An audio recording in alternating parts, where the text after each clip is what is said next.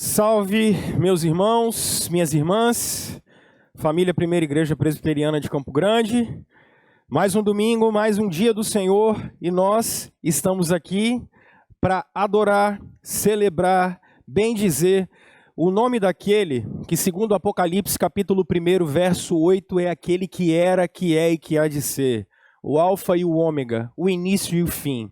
É tudo sobre Jesus. Aqui, há 43 anos, é tudo sobre Jesus. Mas não só aqui, na história, é tudo sobre Jesus. Seja bem-vindo, seja bem-vinda. É um prazer podermos entrar na sua casa para a gente adorar e celebrar o Senhor Jesus Cristo juntos. Celebrar a Trindade Santa juntos. O Deus Pai, o Deus Filho e o Deus Espírito Santo. Que bom tê-los aqui. Você que nos acompanha há mais tempo, mesmo quando ainda estávamos em março com os templos abertos e você já vinha namorando com a gente há algum tempo aqui, frequentando os nossos cultos, escolas bíblicas, reuniões de oração, é um prazer tê-lo aqui. Você que conheceu a gente nesses últimos 120, 130 dias, também seja bem-vindo. Os templos estão fechados, temos dito isso por 4 meses, mas a igreja nunca esteve tanto em missão. Estamos em missão de adorar o Senhor, porque fomos criados para celebrar o seu nome. Seja bem-vindo. E eu tenho, antes de nós passarmos para a série, só esse recado.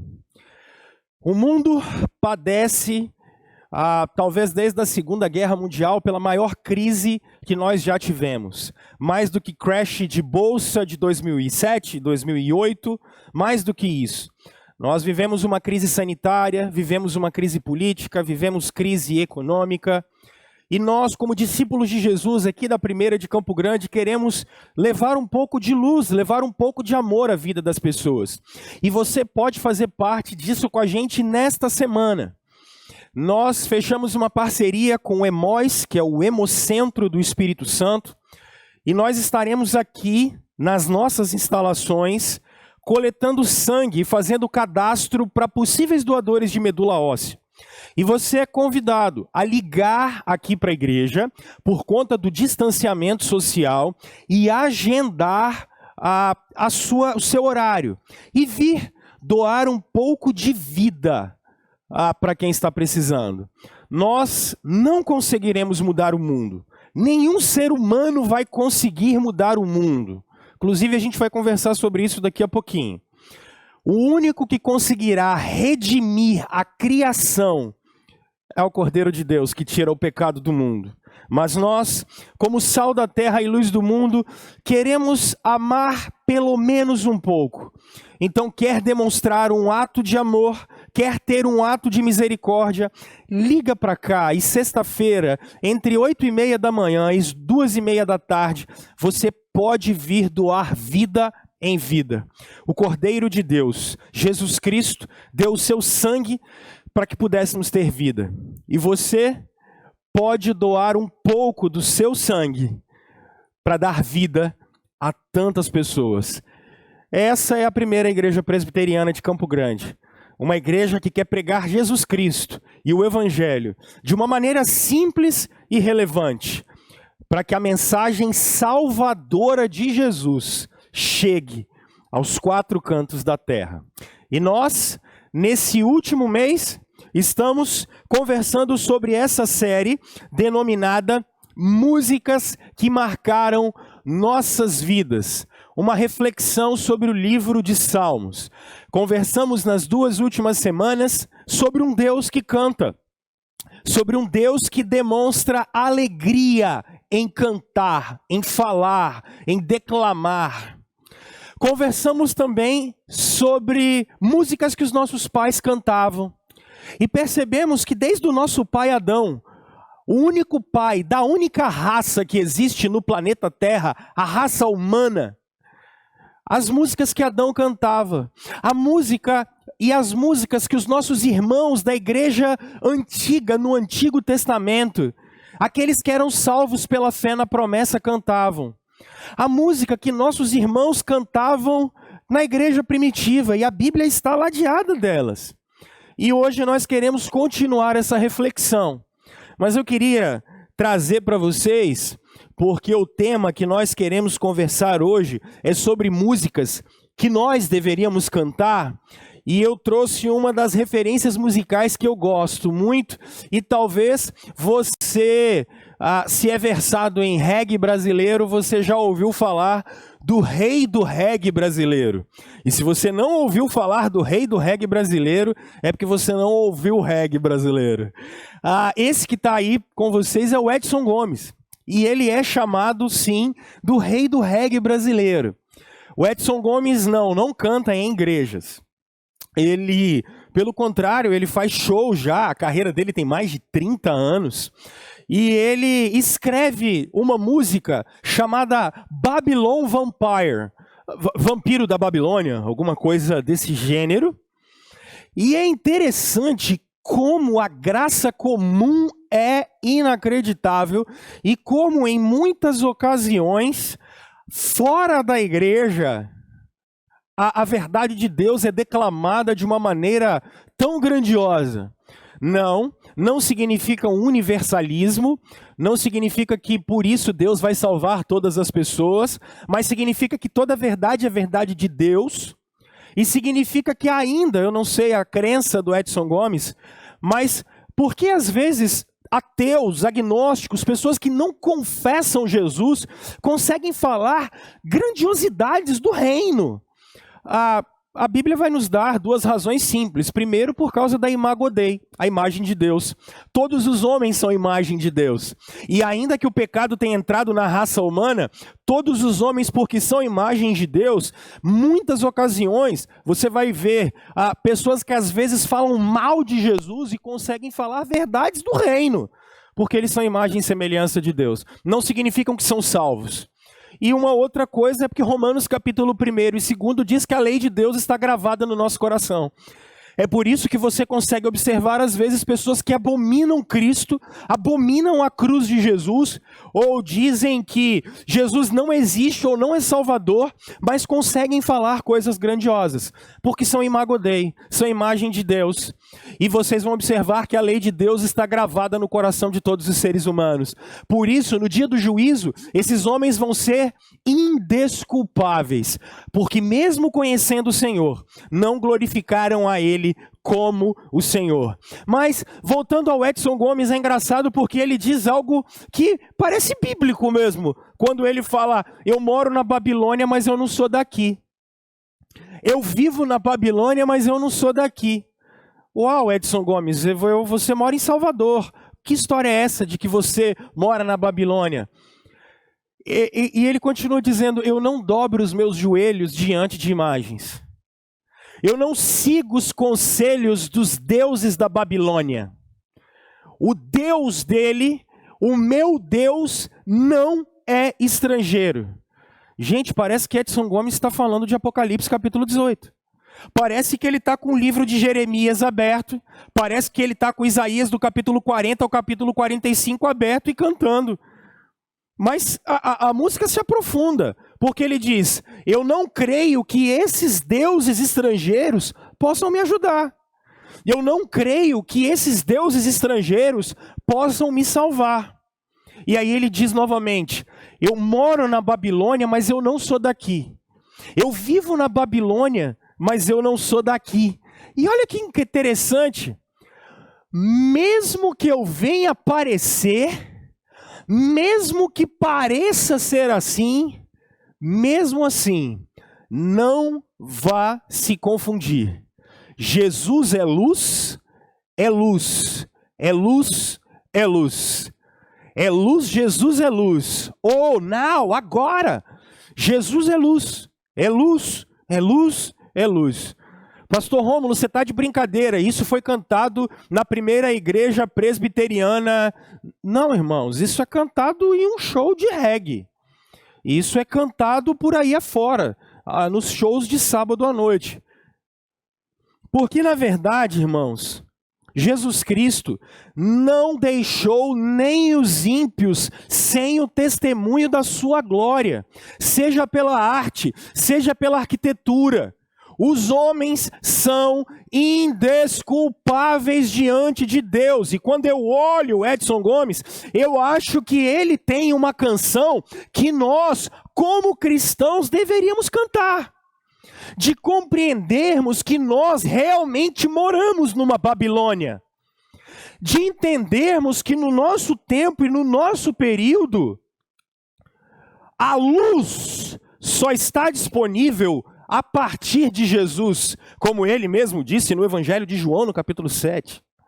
Mas não só isso, entender que a despeito dos deuses estrangeiros, a despeito de todo esse panteão do século 21, que tenta roubar do único Deus criador a graça de ser criador, provedor e redentor, todos esses projetos da economia, a política, a todas essas coisas, todos esses projetos de beleza, de futilidade, de dinheiro, tudo isso é nada, porque a Babilônia vai cair quando Cristo se manifestar a segunda vez.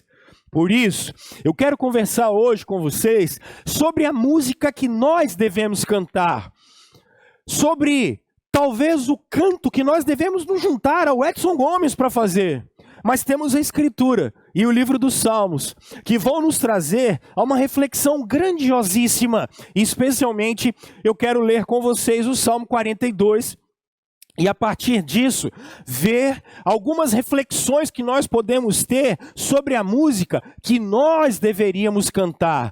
Qual deveria ser o cântico que deveria sair dos nossos lábios? O texto bíblico diz no Salmo 42, você pode abrir a sua Bíblia, ligar a sua Bíblia, mas o que eu quero pedir para você é que você pegue um bloco de notas e anote. Quero que você estude, você precisa estudar. Só vamos sobreviver se voltarmos e mergulharmos para a Escritura, firmados numa raiz reformada. Só assim conseguiremos passar por esses momentos. Como a corça anseia por águas correntes, a minha alma anseia por ti, ó Deus. A minha alma tem sede de Deus, do Deus vivo. Quando poderei entrar para apresentar-me a Deus? Minhas lágrimas têm sido o meu alimento, de dia e de noite, pois me perguntam o tempo todo: onde está o seu Deus? Quando me lembro destas coisas, choro angustiado. Pois eu costumava ir com a multidão, conduzindo a procissão à casa de Deus, com cantos de alegria e de ação de graças, entre a multidão que festejava.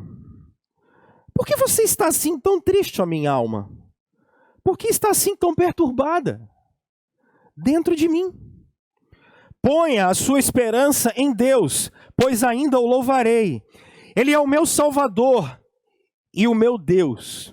O texto original, especialmente o texto dos Massoretas, que é um texto do século IX depois de Cristo, os Massoretas eram copistas. Eles substituem essa expressão, o meu Deus, por ele é o meu Salvador e eu o louvarei por teu auxílio, Salvador. Isso aqui fica mais bacana no texto original. Então ele diz assim: pois ainda o louvarei porque ele é o meu Salvador e eu o louvarei porque ele traz auxílio, Salvador. Ele é provedor também.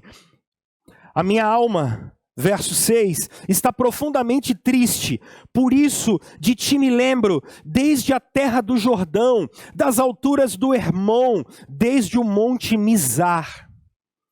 Se você tem uma versão NTLH, nova tradução linguagem de hoje, nós estamos na NVI, esse verso 7 na NTLH está melhor.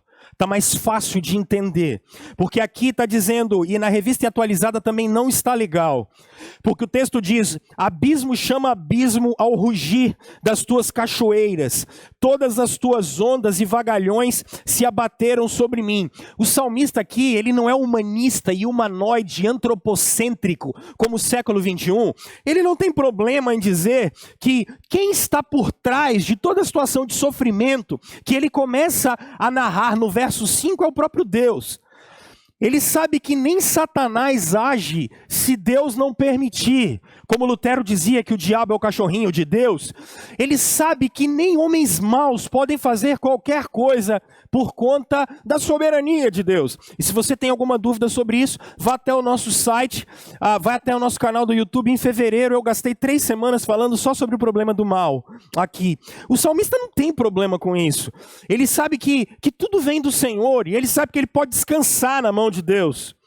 E aí ele está dizendo, cachoeiras, turbilhões vieram sobre mim, Senhor. Você deixou que isso acontecesse. Agora no verso 8 ele fala algo curioso quando ele diz, conceda-me o Senhor o seu fiel amor de dia. E olha a grande pegada do nosso tema aqui. De noite esteja comigo a sua canção, a canção que nós deveríamos cantar. Que o amor de Deus esteja sobre mim, para que eu possa cantar canções para Ele. Isso é lindo. É daqui que nós tiramos esse tema. É a minha oração ao Deus que me dá vida. Direi a Deus, minha rocha, por que te esqueceste de mim? Por que devo sair vagueando e pranteando, oprimido pelo inimigo?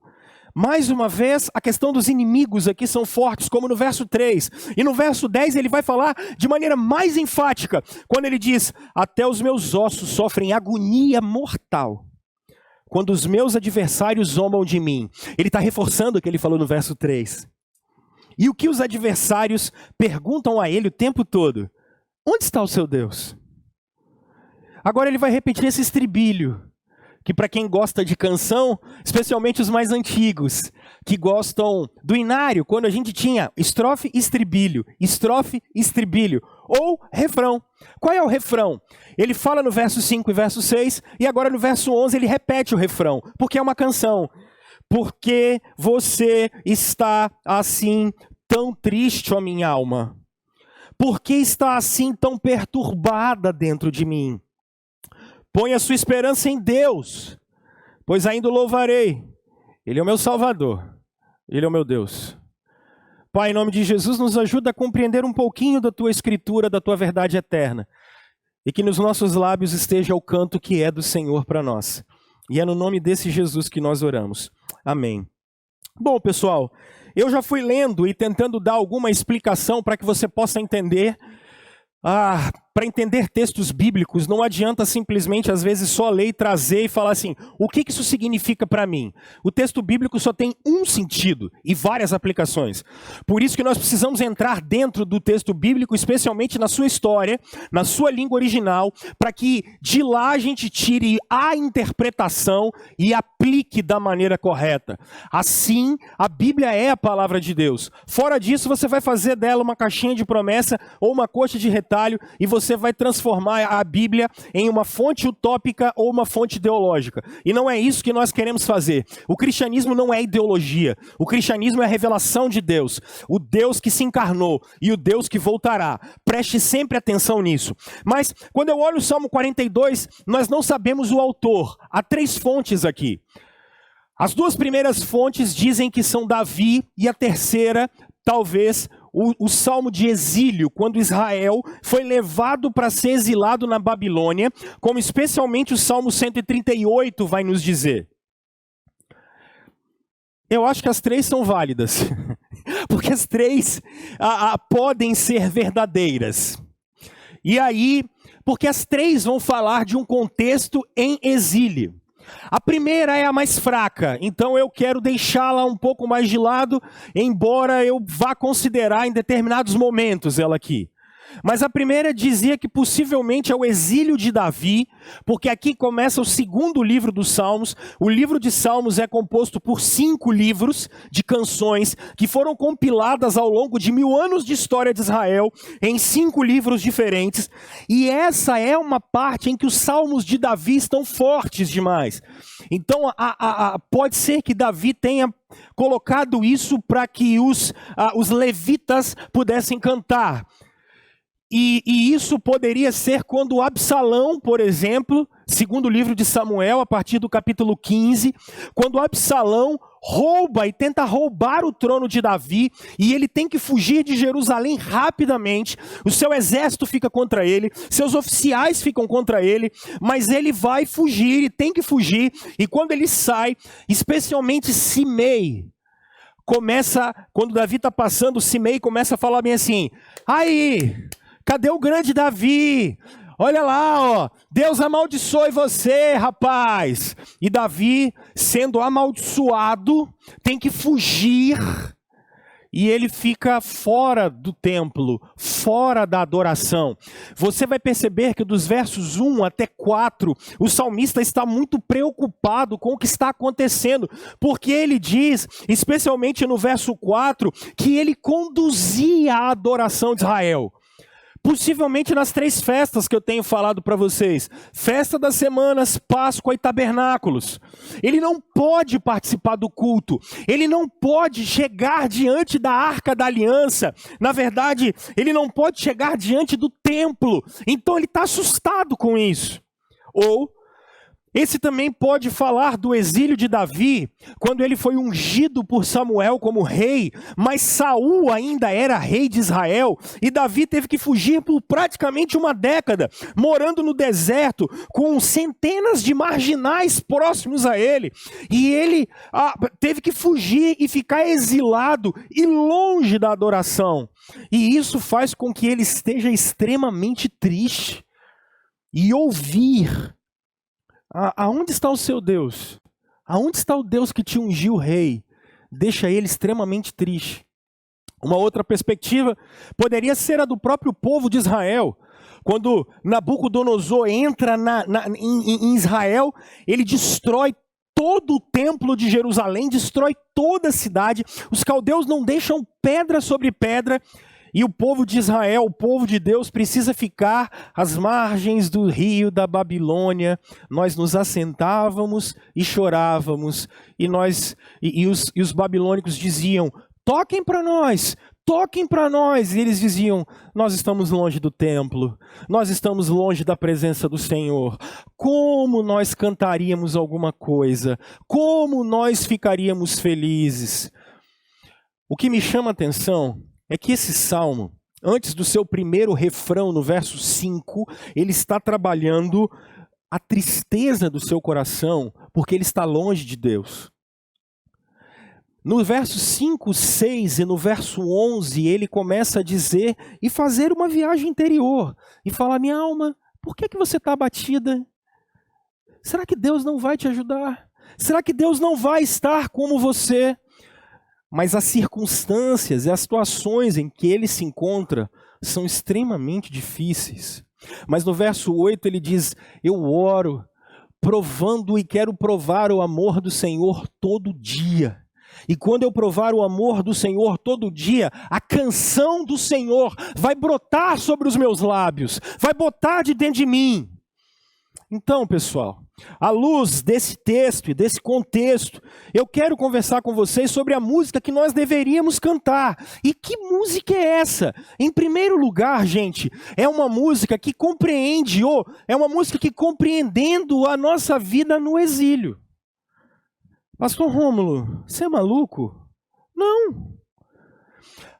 Gente, olha como dos versos 1 até o verso 4, o salmista ele é caracterizado pela falta da presença do Deus da aliança. E é curioso que até o Salmo 41, Deus é chamado de Elohim, o Criador. A partir do Salmo 42, Deus é chamado como Yahvé, o Deus da aliança, que eu tenho trabalhado com vocês nessa semana toda.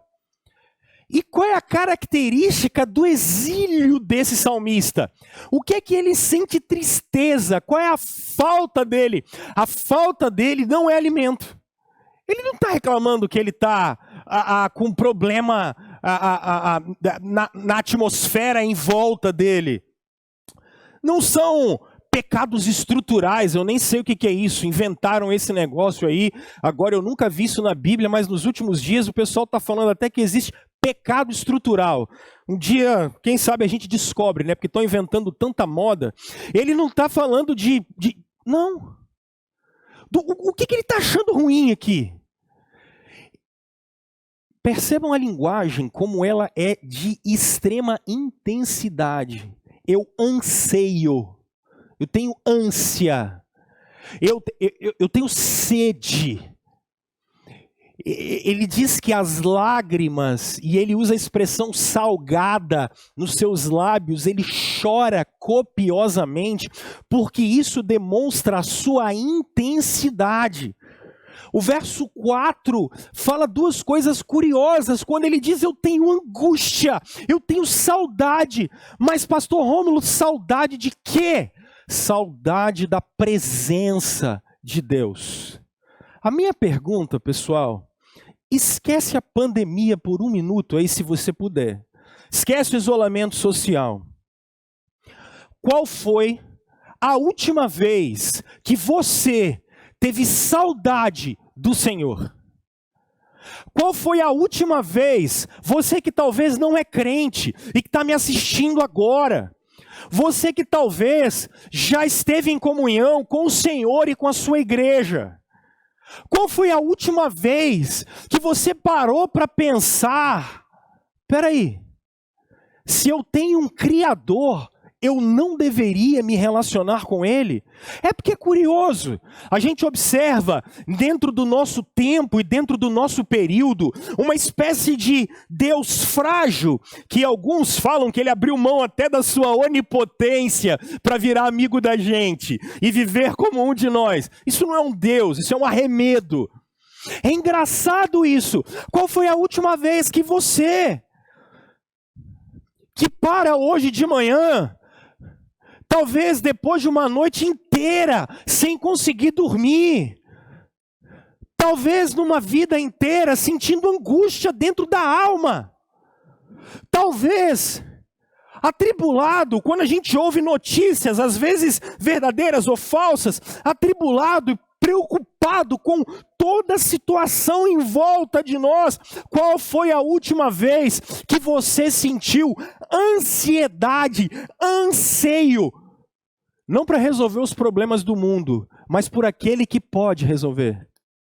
Qual foi a última vez que você sentiu esse desejo de adorar, de celebrar, de bendizer, de viver perto? Aquele momento em que talvez as forças para falar não tem, mas só a respiração da alma fala com Deus: socorre-me, Senhor. Porque nós vivemos num grande exílio, pessoal. É isso que a Bíblia trabalha com a gente. Deixa eu construir isso com vocês. E exílio na Bíblia é a ausência de Deus. E aí, quando eu estou dizendo que eu quero trabalhar isso com vocês, é por conta de algo muito simples. Eu trouxe esse gráfico, eu construí ele, para você poder tentar entender um pouco do que eu estou dizendo. Imagine que essa linha branca que está aqui, que eu estou apontando a setinha, ela é a criação inteira. E é por isso que o primeiro ponto...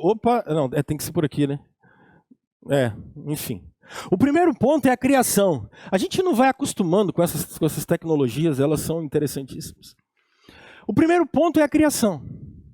E quando você observa, haja, esse fiat, que o latim falava, ele acontece 8 vezes em Gênesis capítulo 1. 8 vezes Deus dá estrutura e direção da sua criação. E ele dá uma ordem sobre tudo que existe. E o que ele diz?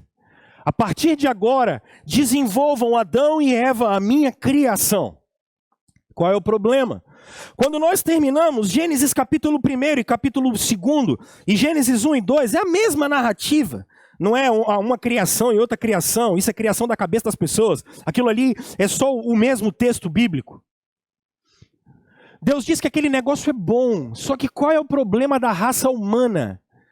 Nada está bom para nós. Até o que Deus diz que está bom para a gente não está bom. E o que a raça humana faz desde então é um projeto de autonomia. E a queda é quando a gente cai do estado da inocência para o estado da queda. Todos os seres humanos nascem com pecado original, porque todos os seres humanos descendem do pai da raça, Adão. Todos nós, a morte é universal, o pecado é universal, queda. Que eu coloco para vocês como uma linha vermelha é o exílio. Por quê? Porque qual é o castigo do pecado, gente? O castigo do pecado é nos tirar da presença de Deus. Porque ele disse que era para a gente viver ao lado dele. Mas esse não foi o projeto que nós desenvolvemos. Nós fomos para um outro paradigma. Nós fomos para o paradigma da autonomia, querendo resolver a vida à nossa própria imagem e semelhança, criando filhos à nossa própria imagem e semelhança, desenvolvendo a cultura segundo a nossa própria imagem e semelhança. A Bíblia chama esse período, o livro de Apocalipse, chama esse período do exílio da raça humana, longe de Deus.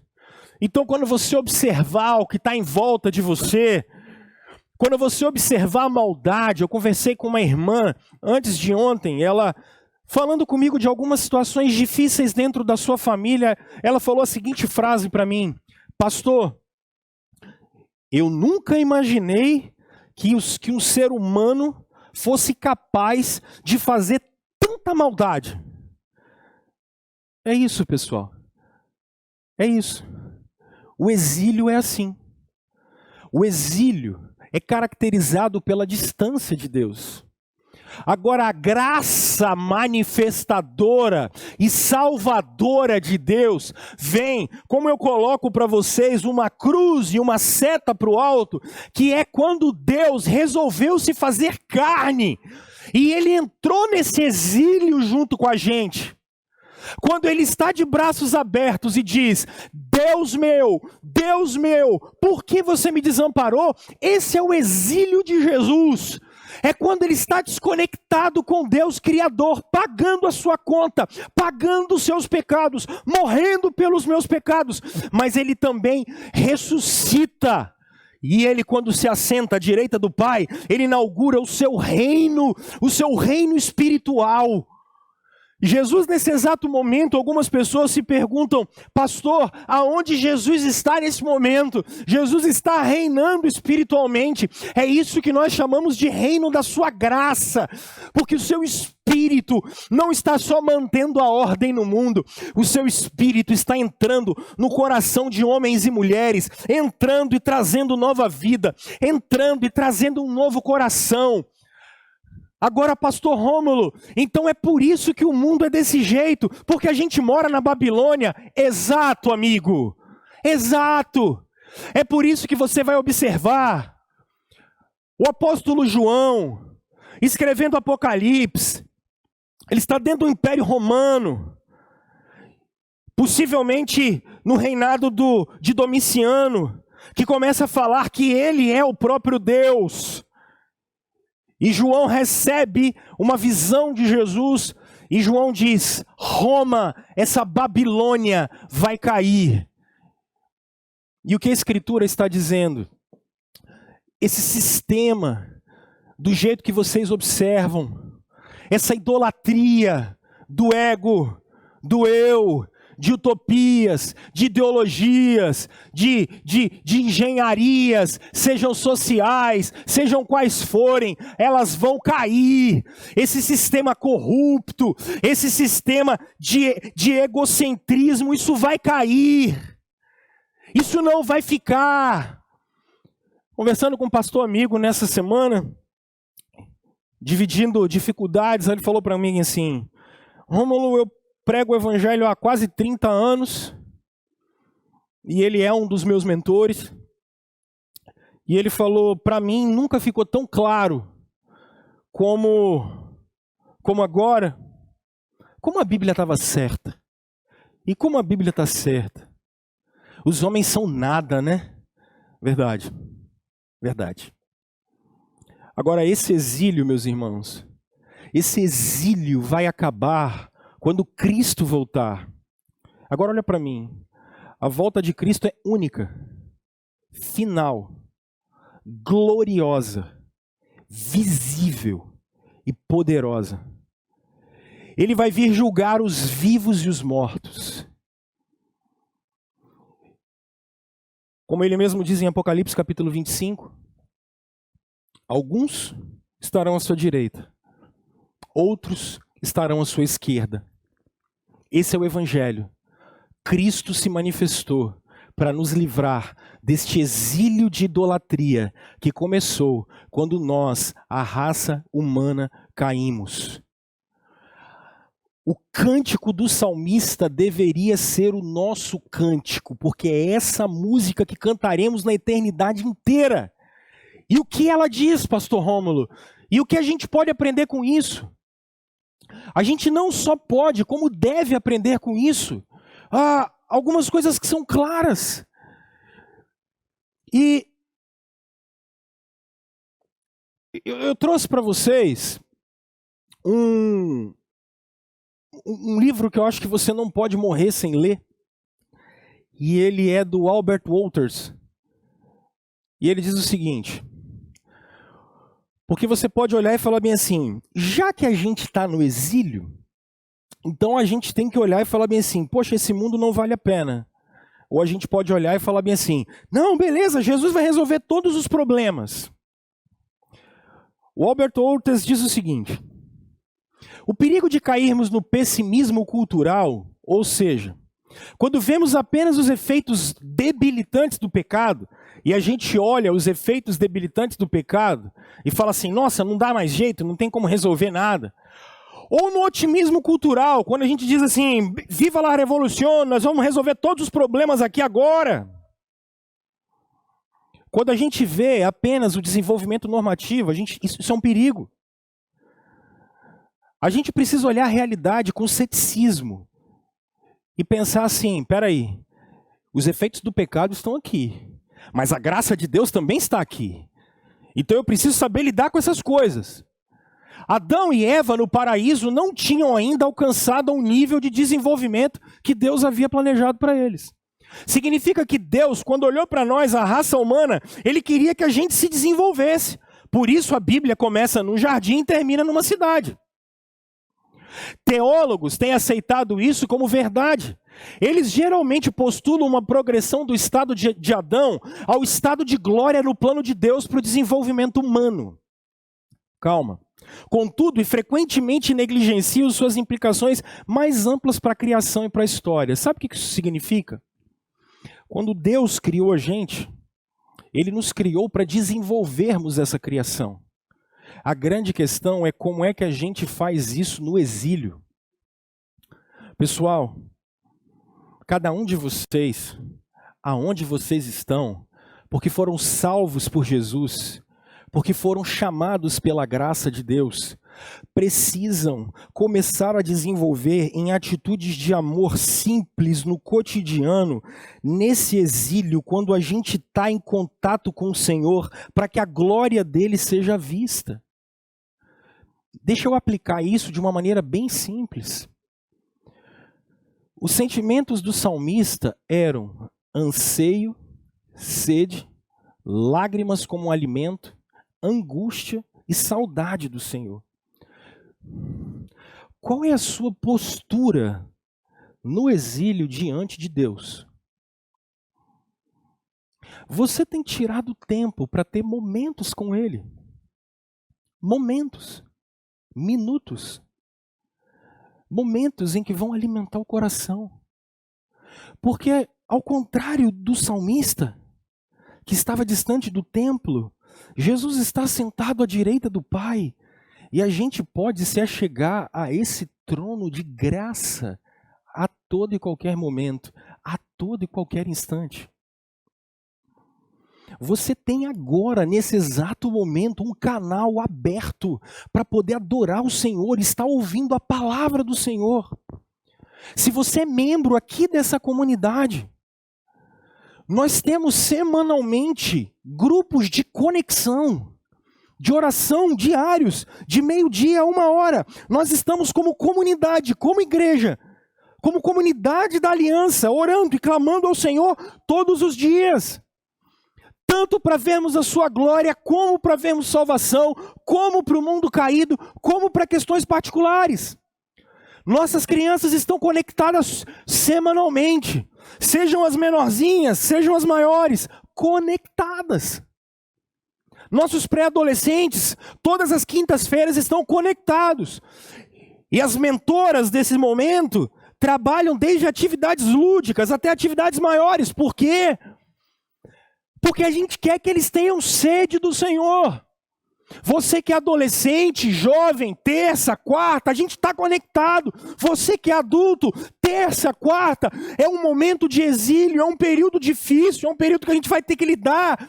Mas a gente não precisa estar distante da comunidade da fé. E a gente não precisa estar distante do Senhor. Por quê? Porque é isso que vai me fortalecer para de segunda a sábado eu conseguir, mesmo na Babilônia, mesmo no exílio, eu consegui ser um pouco dos braços do Senhor para uma terra caída e que precisa tanto da gente.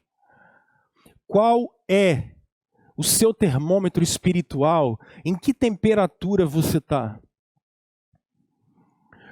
Porque é isso que vai guiar você o tempo todo. Mas eu quero falar uma outra coisa que eu acho interessante, que além da gente entender que está no exílio, eu acho que a gente precisa compreender a realidade dos nossos inimigos. E eu quero que você observe comigo o que o texto bíblico diz, quando ele fala o seguinte: minhas lágrimas têm sido meu alimento de dia e de noite, pois me perguntam o tempo todo, onde está o seu Deus? Agora olha o que ele fala no verso 10, quando ele diz assim: até os meus ossos sofrem agonia mortal, quando os meus adversários zombam de mim, perguntando-me o tempo todo, onde está o seu Deus? Bom, eu poderia falar que são os babilônicos que começam a falar onde está o seu Deus e tal. Poderia falar que é Simei. Quando Davi foge, por exemplo, Simei começa a falar, e agora? Cadê Deus? Posso falar até que talvez é no período do exílio de Davi no deserto, quando Saul começa a persegui-lo. Mas, chamei papai Calvino para conversar com a gente, e Calvino interpreta esse texto de uma maneira muito interessante. Olha o que Calvino diz. Aqui, o salmista faz menção de outro dardo, afiado e penetrante, com o qual os ímpios e malevolentes feriam dolorosamente o seu coração. Percebe? Olha agora. Não pode haver dúvida de que Satanás fez uso de meios tais como estes para abanar a chama que consumia o profeta com intensa tristeza. Calvino está dizendo, olha, alguém falou com o salmista e começou a desafiar a fé dele. Sua fé não serve para nada, sua fé não resolve nada. Esse Deus que você diz acreditar, ele tem que ser interpretado de uma outra maneira, porque esse tipo de Deus que você adora, ele não serve, ele não resolve nada. E aí Calvino diz o seguinte, isso muito provavelmente é algo que Satanás está fazendo. Podemos pressupor que o adversário tenha dito, o que queres? Não vês que Deus te rejeitou? E ele continua. Ele diz, portanto, sempre que os ímpios triunfarem sobre nós, em nossas misérias e malevolamente escarnecer de nós, dizendo que Deus está contra nós, Calvino diz, não nos esqueçamos jamais que é Satanás quem os move para falar dessa maneira, com o fim de destruir nossa fé. E que, portanto, não é tempo de sairmos em busca de tranquilidade ou de nutrirmos indiferença, quando uma guerra tão perigosa se deflagra contra nós. Esse grande reformador está dizendo algo que você precisa entender. Quando a fé começa a ser relativizada, quando a fé começa a ser inutilizada. Quem está por trás dessa diluição? Porque Jeremias vai deixar muito claro que por trás da rainha dos céus, que era adorada lá no passado, estavam principados e potestades. Pessoal, nós não estamos brincando e brigando contra estruturas ou superestruturas, como dizia Karl Marx. Não é essa a nossa guerra. A nossa guerra é contra principados e potestades. Quando a nossa fé começa a não ter mais razão de ser, quando o questionamento em relação a ela continua sendo cada dia maior e ela começa a apagar dentro do nosso coração, o que Calvino está dizendo é que por trás disso, por trás desses movimentos que diluem a própria fé cristã, o que está? Satanás. Satanás. É isso que ele está dizendo. Para acabar com a fé da gente. Por favor, meus irmãos, o grande reformador Martinho Lutero dizia: quem são os nossos inimigos? Ele diz: o diabo, o mundo e a nossa carne. Quando vocês olharem Apocalipse, quem é que está por trás desse grande sistema chamado Babilônia? O falso profeta, as bestas e o dragão, que vai ser jogado no lago de fogo e de enxofre em Apocalipse capítulo 20. Nós estamos no meio de uma grande guerra e uma grande batalha que é espiritual. Agora o que você precisa entender, pelo amor de Deus, compreender de uma vez por todas, algo que um cantor popular chamado Maurício Baia, eu acho que ele entendeu melhor do que a gente. O Baia escreve uma música chamada Bicho Homem. Quando ele diz, falando e criticando as religiões, quando ele diz máquina de deuses inventados, para lutar contra diabos que o carregam pelos quintos do maior conto de fadas. Mascarado, sedutor, endiabrados, enganas o mais pobre coitado que não percebe a grande máscara em que tu te escondes. Bicho mau, bicho mau, bicho homem. Sabe o que o Baia está dizendo? Que os homens conseguem manipular até as doutrinas de Deus e transformá-la em enganação. E aí, quando eu venho falar de diabo e Satanás, alguns de vocês pensam num cara de chifre com um rabinho balançando, com um tridente de Poseidon na mão. Não! Não! Essa caricatura que o Baia faz, ela é uma coisa medieval, boba, tola.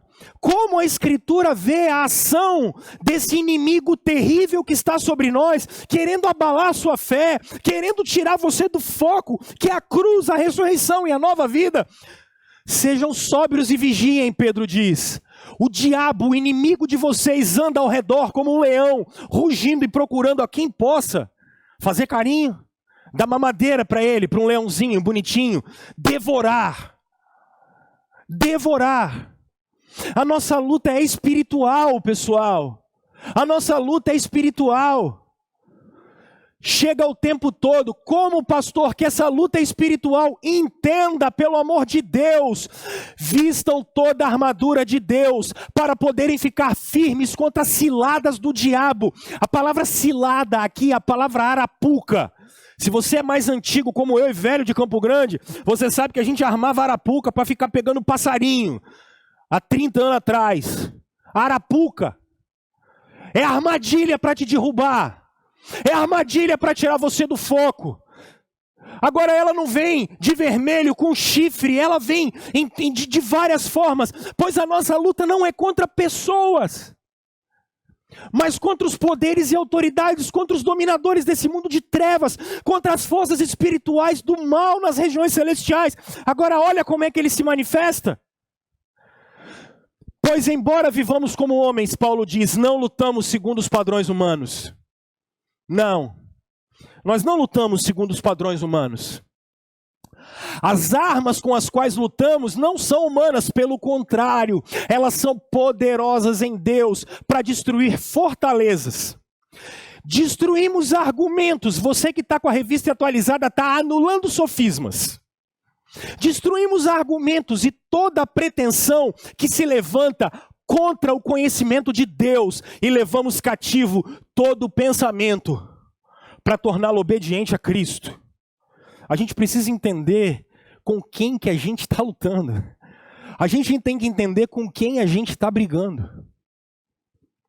Está te afastando da Bíblia como palavra de Deus, única, inerrante, suficiente, dotada de autoridade, cuidado. Está te afastando do sacrifício substitutivo de Jesus, cuidado. Está te afastando do Deus Pai, Filho e Espírito Santo como trindade, cuidado. Está prometendo para mim e para você céu na terra, cuidado. Não está falando da segunda vinda de Jesus, cuidado. Não está falando de eternidade, cuidado. Cuidado. Nós precisamos entender com o que estamos brincando, e com o que estamos falando, e com o que estamos lidando. Nós estamos falando de onde você vai passar a eternidade inteira, da onde você vai viver a eternidade inteira. Cuidado, cuidado. Mais dia, menos dia, Paulo aos Tessalonicenses diz no capítulo 4 que o Senhor Jesus rasgará os céus. Cuidado. Saiba que estamos no tempo do exílio, mas podemos chegar diante do Senhor. Saiba com quem nós estamos lutando. Compreenda isso. Essa é a canção que tem que brotar dos nossos lábios. Compreenda isso. Mas eu termino dizendo para vocês que nós precisamos, em última instância, pessoal, saber que a nossa confiança tem que estar no Senhor. Nossa confiança tem que estar no Senhor. O estribilho aqui diz isso. O refrão diz isso. Pastor Rômulo, como assim? Olha o que o texto bíblico diz. Ele faz uma pergunta para ele mesmo, que talvez possa ser a sua pergunta. Por que você está tão preocupado? Por que você está tão preocupado? Por que você está tão aflito? O que está tirando tanto o seu sossego? O que está tirando tanto a sua paz? Pessoal, o salmista começa a perguntar para ele mesmo por que ele está desse jeito, por que ele está tão perturbado, mas ele tem uma resposta no verso 5, quando ele diz: ponha a sua esperança em Deus, Ele é o meu Salvador, eu vou louvar esse Salvador, porque Ele é o meu auxílio. E ele vai repetir isso no verso 11. Gente, Jesus foi prometido no jardim. E a promessa de Deus se cumpriu. Ele veio, Ele morreu, Ele ressuscitou. Pessoal, Ele vai voltar. Mas não é só isso, não. Cristo disse que morreria, ressuscitaria, e Ele ainda falou algo mais. Ele disse que Ele mandaria o Espírito dEle para cuidar e guiar o seu povo. Mas Ele vai mais. Jesus disse que a gente não precisava temer o mundo, porque Ele venceu o mundo. E Ele ainda disse que vai voltar. A pergunta que eu te faço é: será que a gente pode crer nele? Então a pergunta que você precisa se fazer hoje é assim: ô minha alma, por que você está tão abatida? A pergunta que a gente precisa se fazer é: por que a gente ainda anda tão preocupado? Descanse no Senhor, meu irmão. Descanse no Senhor. Esse tempo da nossa peregrinação, esse tempo do nosso exílio, ele vai passar. Ele não vai durar para sempre. Jesus vai voltar. Jesus vai voltar. Não durará para sempre. Você não está só. Jesus está cuidando de você. Jesus está cuidando da comunidade da aliança. Jesus está cuidando dos seus discípulos. Jesus está cuidando da sua igreja. Jesus está sustentando todo o cosmos na sua mão. Você não está só. O Redentor está vivo. O Rei de vocês está vivo. Voltem o coração para o Senhor, voltem o coração para Jesus, e assim como o salmista, queiram, anseiem, tenha desejo, fale com o Senhor, que essa chama seja reacesa no seu coração. Quando nós olhamos a igreja do Apocalipse, várias delas têm tudo, mas o que elas não têm? Fogo no coração por Jesus. Fogo no coração e ardência no coração por amor a Cristo, por amor à obra de Jesus. E eles não têm a expectativa da volta gloriosa, única, final, triunfante, visível de nosso Senhor. Eles não têm isso. Ah, meus irmãos, eu termino falando uma frase de João Calvino, quando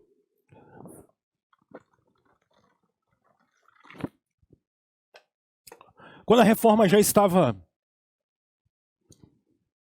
realizada, consolidada, no século XVI, Calvino coloca essa frase na igreja de São Pedro: depois das trevas, a luz. Pastor Rômulo, o que eu faço com isso? Depois das trevas, a luz. Depois do exílio espiritual, a luz.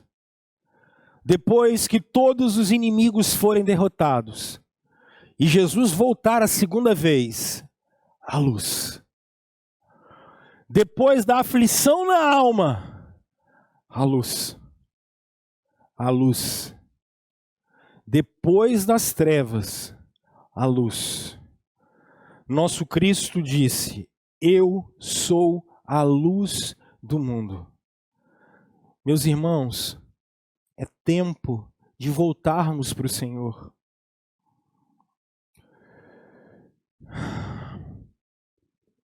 O que a Covid-19 veio nos ensinar, dentre tantas coisas, meus irmãos, é que é tempo de arrependimento e confissão de pecados. Tempo de arrependimento e confissão de pecados. Se você não é crente e está me ouvindo, eu queria te convidar não a aceitar Jesus. Eu queria te convidar a se arrepender dos seus pecados e a confiar em Jesus. Ainda é tempo, pessoal. Ainda é tempo de se arrepender e confiar. Se você me ouve e está afastado de Cristo, seja pelo que homens fizeram, ou pelo que a igreja fez, ou porque te faltou algum tipo de discernimento, é tempo de arrependimento e confissão de pecados. O Rei está vivo e Ele está voltando. Se você está dentro de uma igreja há 5, 10, 15, 20, 50 anos, e o seu coração não arde por Jesus, você não tem mais a alegria da salvação, você não tem mais a expectativa da vida eterna, é tempo de arrependimento e confissão de pecados. O Rei está vivo e o Rei está voltando. Essa é a canção que devemos cantar. Arrependimento e confissão de pecados. Depois das trevas, a luz. O exílio acabará. Satanás será derrotado. A morte será derrotada. O falso profeta será derrotado. As bestas serão derrotadas. Mas o Cordeiro trará o shalom. O Cordeiro trará a paz. Eu quero convidar você a ter um minuto de oração, meu irmão. Eu quero convidar você, agora sim, a se render a Jesus Cristo. Enquanto nós cantamos uma canção, eu quero convidar você a ter um minuto de oração e voltar para Cristo, e voltar ao foco do discipulado e ao caminho que vai te levar à glória com Ele.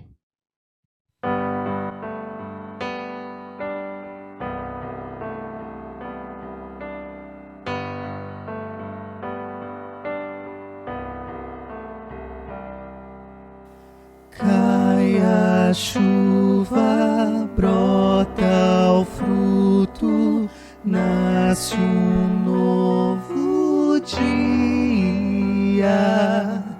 São as estações da vida, se renovam no passar deste tempo.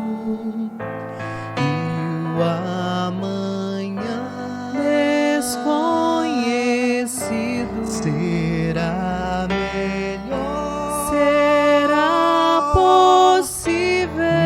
Mistérios que não foram revelados.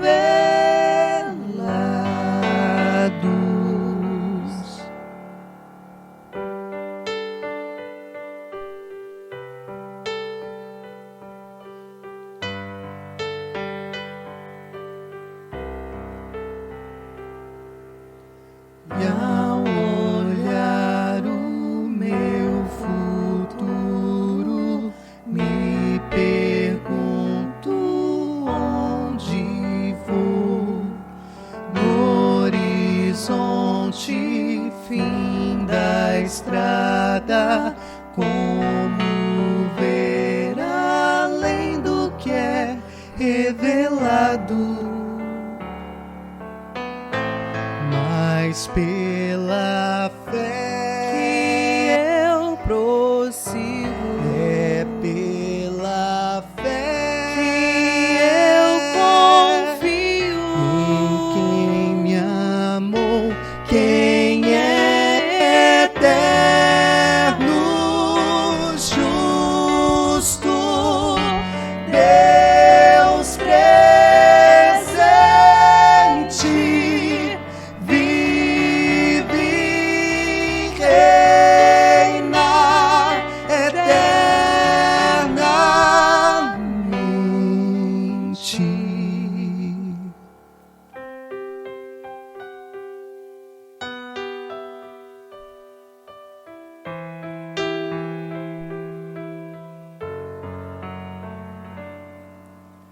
E ao eterno eu entrego o que ainda vou viver neste tempo, nestes passos, ando em paz, seguro, firme em seus braços.